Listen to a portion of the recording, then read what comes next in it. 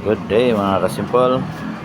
Bibili pa tayo nito ng speaker D15 sa Xeon Trading. Tsaka ito, compressor drive. Papalitan natin to kasi masyadong maliit. Ito po yung media na gagamitin natin. Ease out kasimple.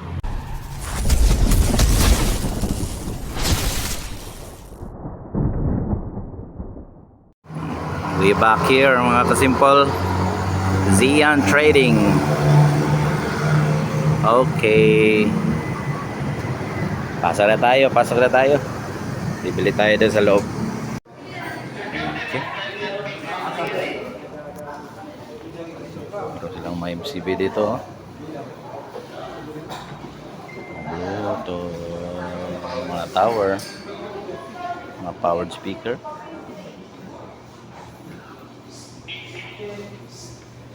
Ito po yung kumukha ng sa akin, no? Pero na-powered lang to. Sa akin ay passive lang. 12K. Ito yung gaya ng sa bahay. Mga powered speaker, sub. Ano ba tayo bibili dito? Mga Bluetooth nila. Compressor drive.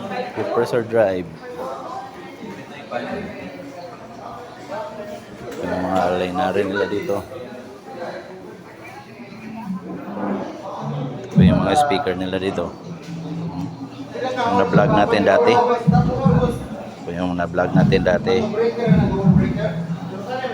Yung mga crossover, DBE maximizer, mga mixer na lang dito. Kaya kung may oras pa kayo pumunta dito po lahat. Yan, mixer, mga CA, yung last vlog natin dito.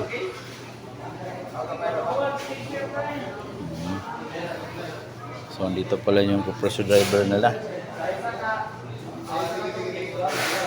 Yan po lahat. Yan po yung parang sa live. Ito lang siya yung bibili natin mamaya.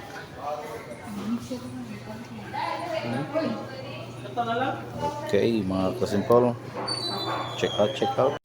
Ito yung bibili natin mga kasimple. Tsaka yung compressor driver kinukuha pa doon. Okay lang to. Check out.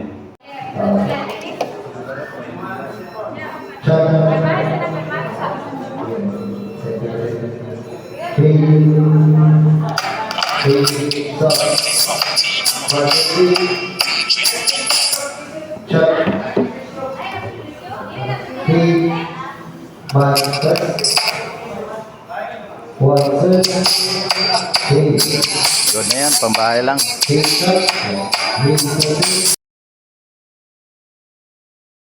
Okay, nakabit ko na po yung compressor driver natin dito at saka yung sub.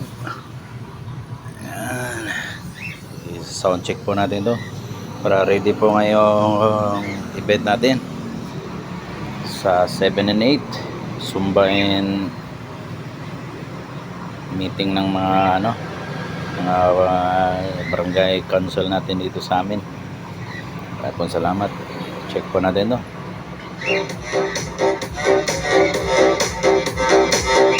Oh, yes.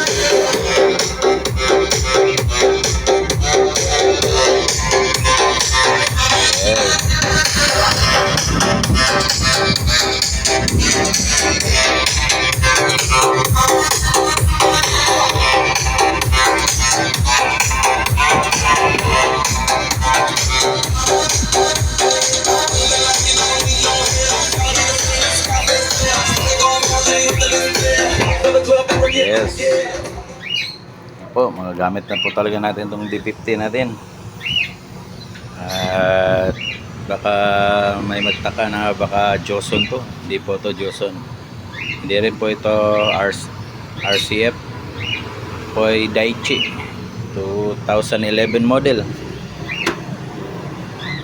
Kanya po yan. Meron po siyang sariling kahit ipatong-patong pa natin yan.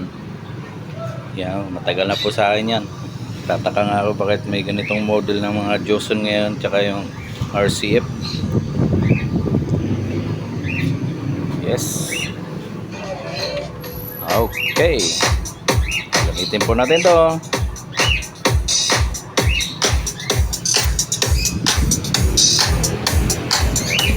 Second unit lang.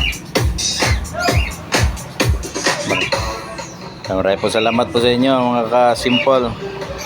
Subscribe po and like na po ng ating video. Maraming po salamat.